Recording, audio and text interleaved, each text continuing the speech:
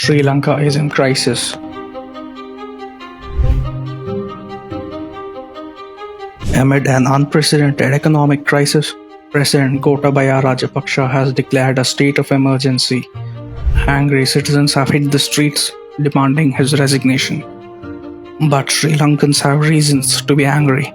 Over the past few weeks, prices of essential food items have been skyrocketing, with their supplies getting depleted in the market. A 400-gram packet of milk powder costs 200 Indian rupees, and prices of rice and sugar have doubled. Long hours of power cuts lasting more than 13 hours have plunged the country into darkness as power stations remain closed due to fuel shortage. Even streetlights are being turned off to save electricity. The government has had to cancel exams for school children as the country has run out of printing paper. Some Sri Lankans are even trying to flee the country, with refugees entering India through Tamil Nadu. So, how did Sri Lanka end up in this situation? Over the last few years, Sri Lanka had taken on large amounts of debt from China, which it is now finding hard to repay. To make matters worse, the country had no major manufacturing or skilled service base. The country's economy is mainly dependent on two T's: tourism and tea. The COVID pandemic and the travel bans took a toll on Sri Lanka's tourism industry. As visits from foreign tourists dried up, the country saw a steep drop in its foreign exchange reserves. Also, the Sri Lankan government's policy of banning chemical fertilizers and its complete shift to organic agriculture had drastic effects on production of crops, especially tea. With the yield of tea decreasing, the Sri Lankan government saw less money coming in through tea trade. Another significant source of revenue for Sri Lanka is the remittance money sent by Sri Lankans working abroad, which dropped to a 10-year low at $5.49 billion in 2021. The combined hits on tourism, tea, and remittances has taken Sri Lanka's economy to the brink. The country has forex reserves of around $2 billion, which is less than the personal net worth of Nykaa's founder Falguni Nayar and just 2% of the personal net worth of Reliance CEO Mukesh Ambani. But tourism, tea, and remittances, does this ring a bell? Kerala's similarities with Sri Lanka extend beyond its sandy beaches, the scenery, and the climate.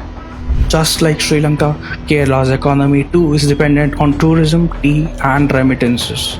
Decades of communist rule has stifled industrial development in the state, with frequent strikes and extortionate practices like gawking wages driving away businesses. As a result, many enterprises which were based in Kerala have downed their shutters. Companies like Kitex and PepsiCo have moved on to other states due to the hostility shown towards businesses by the communists. With an underdeveloped industrial sector, Kerala relies heavily on tourism.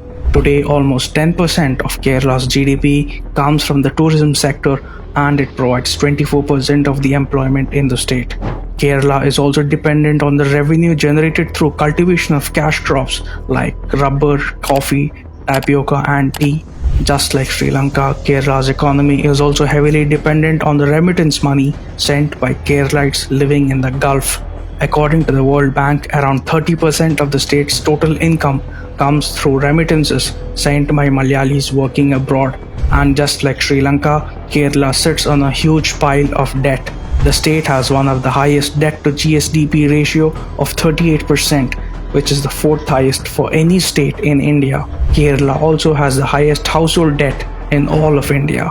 54.5% rural households and 47.8% of urban households are in debt. Interestingly, both Sri Lanka and Kerala rank high on traditional human development metrics like literacy, life expectancy, infant and maternal mortality rates, etc. The parallels between the economies of Sri Lanka and Kerala are even greater. Low levels of economic output through manufacturing and services, a high dependence on tourism, reliance in remittances from abroad, and high levels of debt. Sri Lanka is now gasping for survival with its economy in tatters. The country has no fuel, no medicines, no electricity, and no forex reserves. The Sri Lanka story has already unraveled. This has led many to ask, is Kerala next?